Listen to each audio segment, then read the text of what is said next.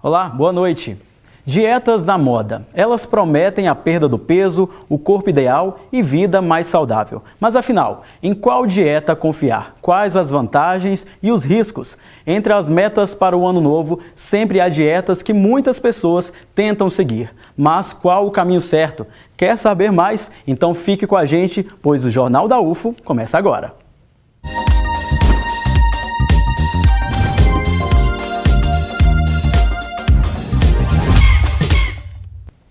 Praticar exercícios físicos e comer de forma mais saudável. Essas metas costumam estar na lista de ano novo de muita gente, mas não podemos mudar o estilo de vida de qualquer maneira. É importante tomar alguns cuidados. Na internet não faltam indicações de dietas milagrosas. Tem dicas de como fazer jejum, combinações de ingredientes e como o Lucas procurou e encontrou, tem também formas de perder peso. Na época eu pesava 105 quilos, né, e em busca assim, de perder peso eu fiz uma dieta muito restritiva, contava calorias de todos os alimentos, tudo que eu ia comer ficava naquela compulsão assim, de olhar no rótulo da embalagem ali, do produto, ver quantas calorias eu iria consumir ao provar daquele alimento ali. Então eu fazia esse cálculo ali bem rigorosamente assim, todos os dias para baixar e correndo aqui no parque todos os dias também para perder peso. Aí eu consegui perder 25 quilos com isso.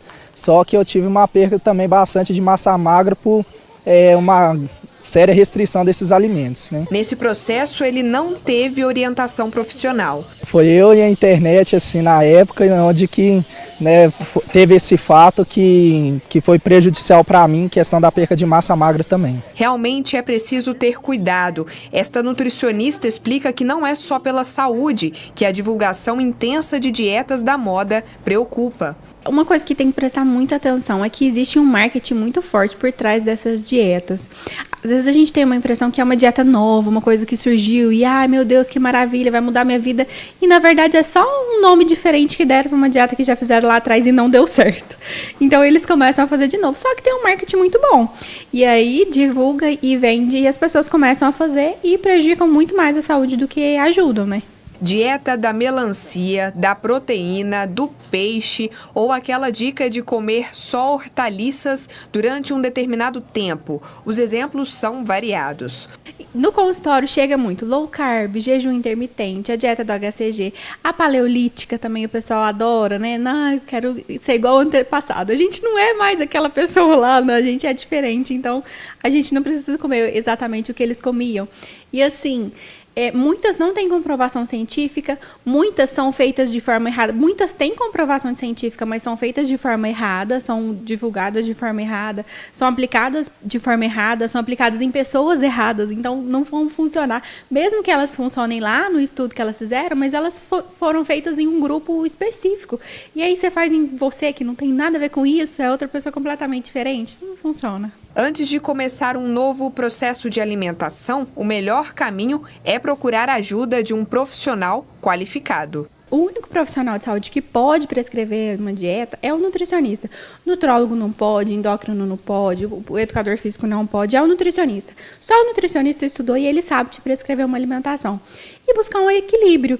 Buscar uma alimentação que caiba na sua rotina, que caiba na sua vida, que caiba no seu orçamento, porque você vai precisar manter ela para sempre, né? Então, buscar uma alimentação equilibrada que você consiga sustentar e sempre orientada por nutricionista. A mesma regra vale para quem vai começar a praticar exercícios físicos. O primeiro passo, segundo essa educadora física, é procurar um médico para verificar questões importantes como a pressão arterial.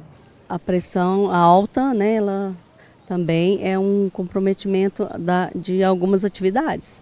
Por exemplo, uma caminhada, ela é muito boa para a circulação sanguínea, para todo o processo metabólico, mas precisa desse médico para dar o aval dele, para ver se pode ou não. Ela reforça, como a gente costuma ouvir sempre, que é essencial ter acompanhamento de profissional da educação física durante os exercícios. Outra regra valiosa: o corpo precisa de água e comida. Tem pessoas que acham que vai fazer atividade física e não precisa comer nada.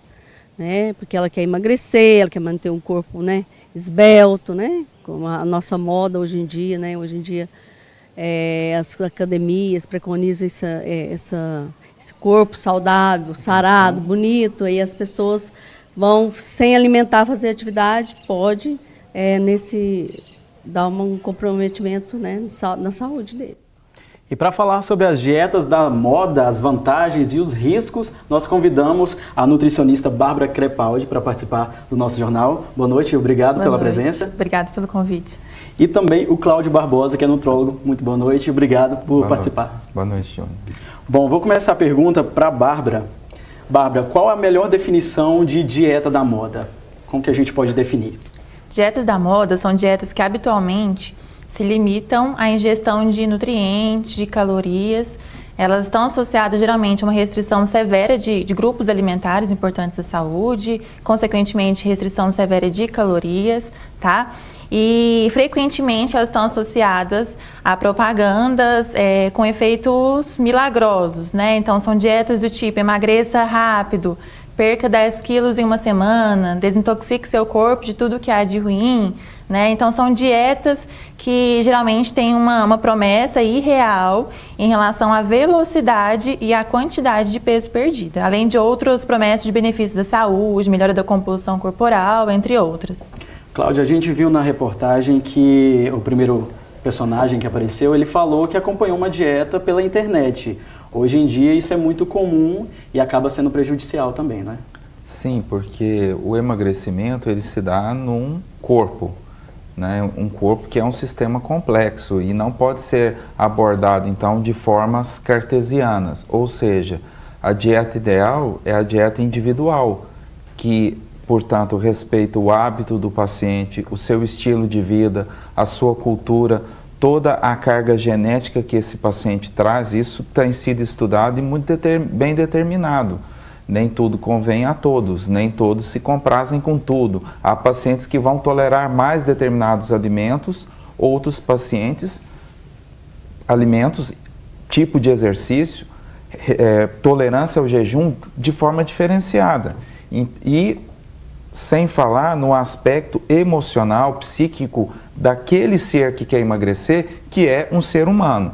Então não é uma coisa cartesiana, matemática, portanto não tem receita de bolo, se tivesse era fácil, né? E é por isso que a abordagem moderna, de fato, é o grupo tratando, ou seja, transdisciplinar. O médico tem seu papel no diagnóstico, na indicação, muitas vezes da medicação que vai ser útil, bem selecionada, baseada em evidência, não são fórmulas para emagrecer. Fórmulas para emagrecer foram proibidas desde 2011 no Brasil, mas também a nutricionista, não há a menor dúvida, ela é o profissional afeito aos alimentos, mas o educador físico, às vezes o psiquiatra, às vezes o psicólogo, porque se emagrecer num ser que é aberto, complexo, não linear, o ser humano, fosse fácil, nós não estávamos aqui.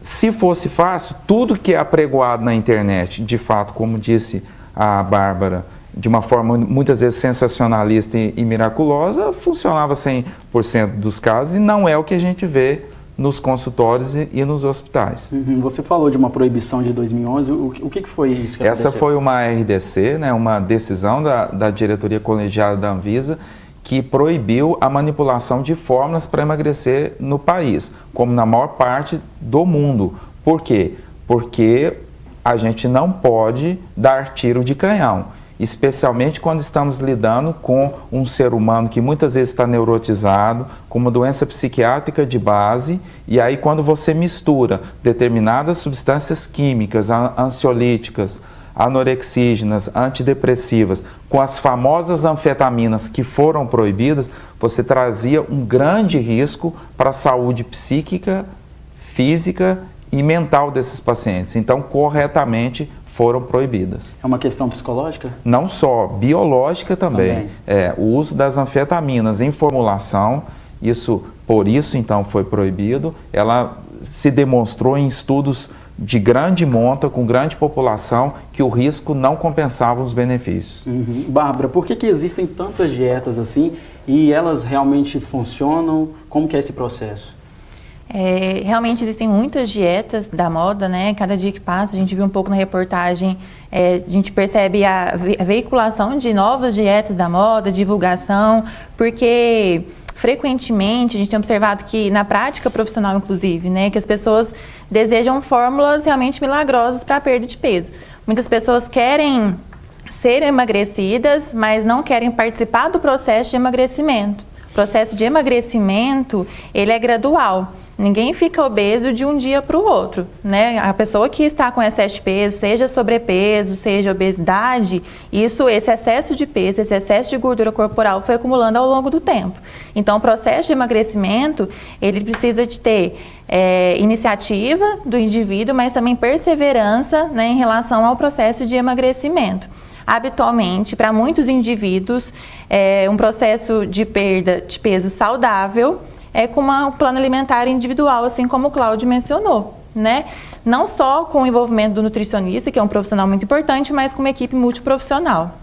Existe um índice de obesidade no Brasil muito alto, mas ao mesmo tempo parece que a gente vê que as pessoas estão mais preocupadas. Você como profissional, você vê isso, que as pessoas estão mais preocupadas em emagrecer, ter o corpo ideal, ter a vida mais saudável? Sim, o Brasil, ele é o país que está no ranking em 5º lugar em termos de indivíduos com obesidade, né? E tem sido muito divulgadas as consequências da obesidade. É importante a gente deixar claro que a obesidade é uma doença. É uma doença que pode desencadear dezenas de outras doenças.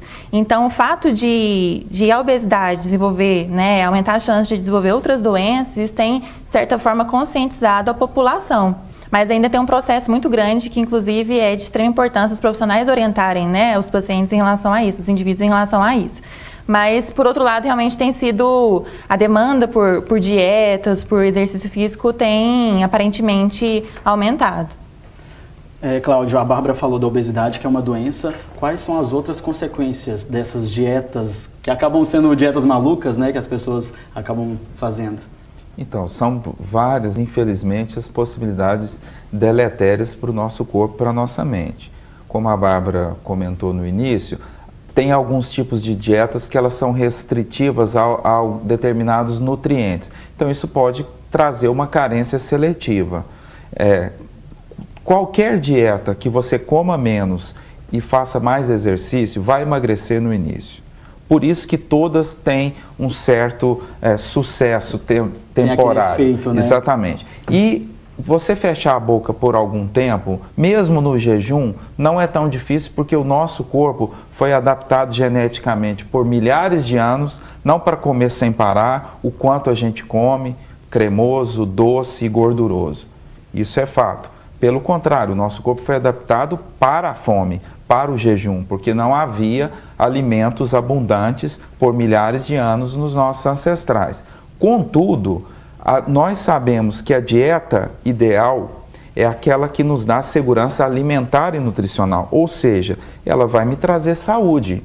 E para que isso aconteça, não tem nenhuma novidade.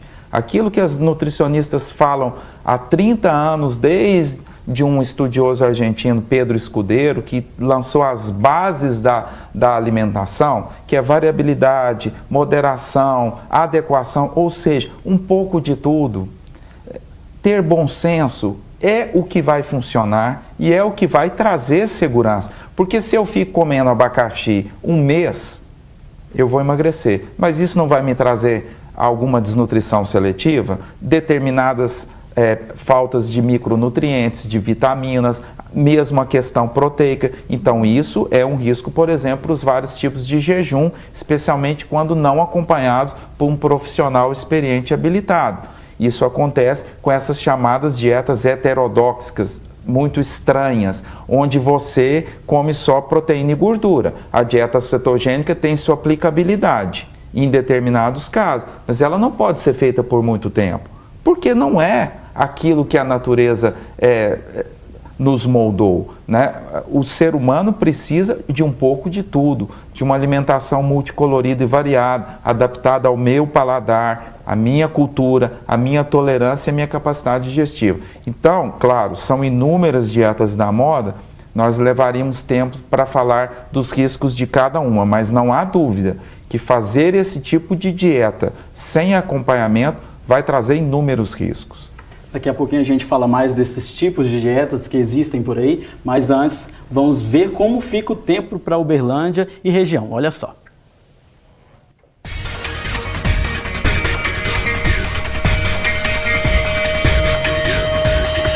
Previsão de pancadas de chuva para Uberlândia nesta sexta-feira. A temperatura máxima pode chegar a 28 graus e a mínima 19. Em Patos de Minas, os termômetros também marcam entre 19 e 28 graus. A chuva deve aparecer à tarde ou à noite. Faz mais calor em Monte Carmelo, mas o indício é que continue chovendo. A mínima é 19 graus e a máxima 31. Chove em Ituiutaba a qualquer momento do dia. A mínima fica nos 22 e a máxima chega a 33 graus. Sexta-feira nublada em Prata. As temperaturas ficam entre 21 e 31 graus, com possibilidade de pancadas de chuva.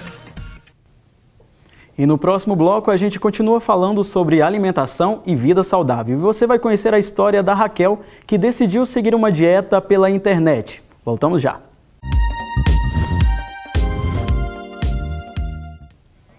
Estamos de volta com o Jornal da UFO e o tema de hoje, dietas da moda.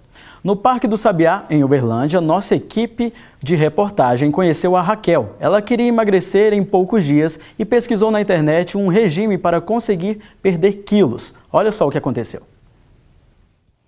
Então, essa dieta falava que a gente tinha que comer somente folhas, só a parte verde mesmo, e tomar bastante água. Mas não podia nada de massa, a gente tirar todas as massas, proteínas, e era isso, você comia só folhas e água. Então eu fiquei assim durante uma semana, mas ao terceiro dia eu comecei a sentir muita fraqueza, mas por um motivo que eu ia numa festa, eu queria muito estar em forma, então eu tentei fazer essa dieta. Só que eu comecei na segunda, no domingo, no sábado, eu não conseguia mais sair da cama. Eu levantava, sentia tontura e deitava novamente, porque eu não conseguia sair da cama. Então eu comecei a tentar comer, só que o interessante é que o estômago não aceita alimento.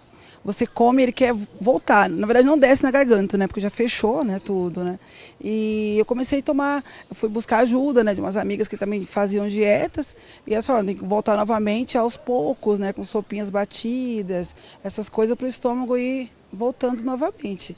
Então eu fiz isso, deu certo, consegui retomar, mas é complicado, dá muita fraqueza.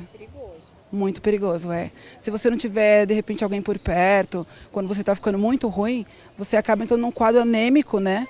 E até desmaiando também. Eu lembro que no domingo eu fui tomar banho, eu praticamente ia desmaiar mesmo no banheiro, porque eu não conseguia mais ficar de pé. Então, se você faz uma coisa dessa sozinho, você pode até, de repente, desmaiar e ficar lá e não conseguir mais retomar a vida normal. No fim das contas, você acha que não vale a pena? Não vale a pena. O ideal, na verdade, é você tirar todas as frituras, massa. Depois que eu realmente fui atrás de dietas saudáveis, eu consegui eliminar 10 quilos, eu era bem fortinha depois que eu tive a minha filha. E hoje eu consigo, numa boa, não passo fome, consigo manter um físico mais ou menos razoável. Não está no que eu quero, mas está mais ou menos. Como de tudo que eu quero, assim. Só que hoje eu tenho responsabilidade. Hoje eu não como pastel de feira, não como coisas fritas. Procuro ao máximo não comer massas, eliminei bastante as massas. Fiz uma substituição alimentar, busquei ajuda com a nutricionista e ela me orientou certinho o que fazer e hoje eu faço tudo direitinho e estou satisfeita com o resultado. Não precisa se matar com dieta para adquirir um físico legal e nem muito menos colocar a sua saúde em risco. Mais uma vez a internet sendo um motivo, né? A consulta. Bárbara, ela falou sobre fritura, tirar massa, é correto? Precisa desse sacrifício mesmo, de tirar totalmente, 100% da alimentação? Isso, nós temos duas considerações importantes na fala dela nesse sentido, né? Primeiro, em relação às frituras. Toda vez que a gente frita algum alimento, um exemplo tradicional é um pastel. A gente coloca o pastel sob imersão, né, no óleo, e isso aumenta a quantidade de óleo do alimento, consequentemente as calorias. Além de que o óleo, ele ainda mais sendo utilizado por vários momentos, né, ele pode produzir substâncias tóxicas ao organismo, tá? Diferente de alimentos conhecidos como massas. Então, o pão, o macarrão, a batata, o biscoito, que são grupos de alimentos fonte de carboidrato que podem fazer parte de uma alimentação saudável, assim como os outros grupos alimentares. Certo, eu queria que o Cláudio também e a Bárbara explicassem, tem muita gente que tem dúvida sobre a diferença entre nutricionista e nutrólogo. Onde que está a diferença aí? Tá. O nutrólogo é um médico que se especializou na área da nutrição. Ele tem uma área de atuação, né, ambulatorial, consultório e hospitalar.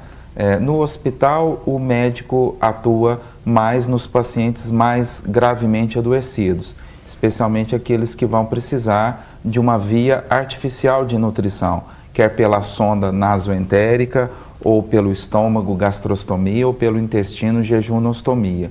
E, propriamente dito, naqueles que vão precisar, que não tem como utilizar o trato digestivo e vão precisar da dieta por veia, que é a chamada nutrição parenteral. No Brasil, essa é uma área de atuação exclusiva do médico, no caso, o médico habilitado, o médico nutrólogo.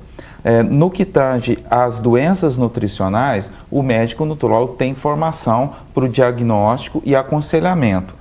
Porém, como eu havia explicitado no início, o moderno e o correto é que ele atua em equipe transdisciplinar, porque o médico não vai conseguir tudo sozinho, ele vai precisar da nutricionista, às vezes do psicólogo e psiquiatra, às vezes do gastroenterologista. E, frequentemente, na questão do emagrecimento, o profissional habilitado para a planilha de treino, para o exercício físico, é o educador físico.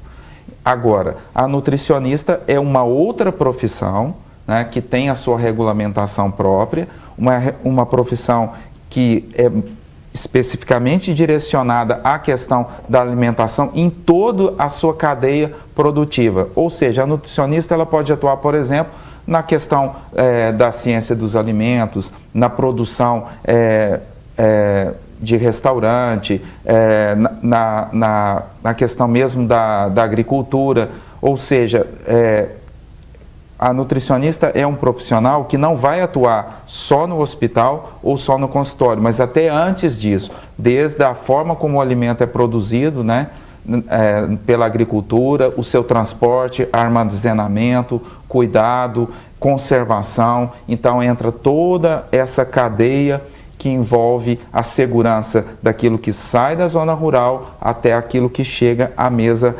do consumidor. Isso não é uma área de atuação do médico, tanto que a gente costuma dizer no curso de nutrologia é impossível em 1 a 2 anos de especialização, de residência, pós-graduação, você formar médico nutricionista. A nutrologia é uma abordagem específica que tem o seu lugar e o seu papel, mas não é e nunca quer ser ou tomar o lugar do profissional nutricionista. Quer completar, Bárbara? Só complementando, né? O Cláudio falou muito bem, então o nutricionista é um profissional da área da saúde também, graduado em nutrição.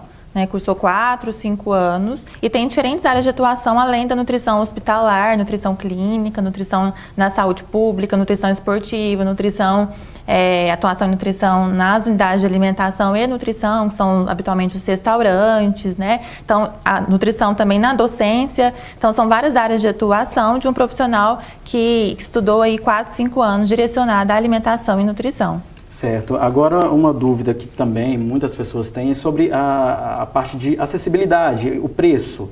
Existe uma maneira de uma pessoa que não tem condições de pagar um profissional, tem uma maneira mais fácil, como o SUS, por exemplo, existe? Com certeza.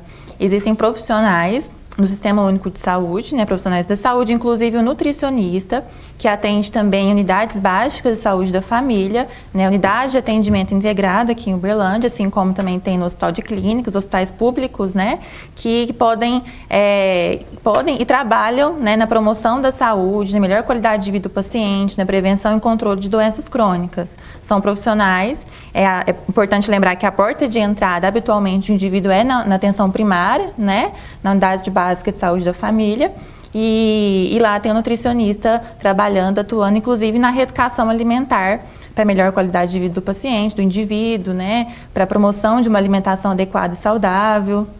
Cláudio, quem pode e quem precisa fazer dieta? Dieta, como eu disse, precisa se basear no conceito de uma alimentação saudável, que me traga saúde.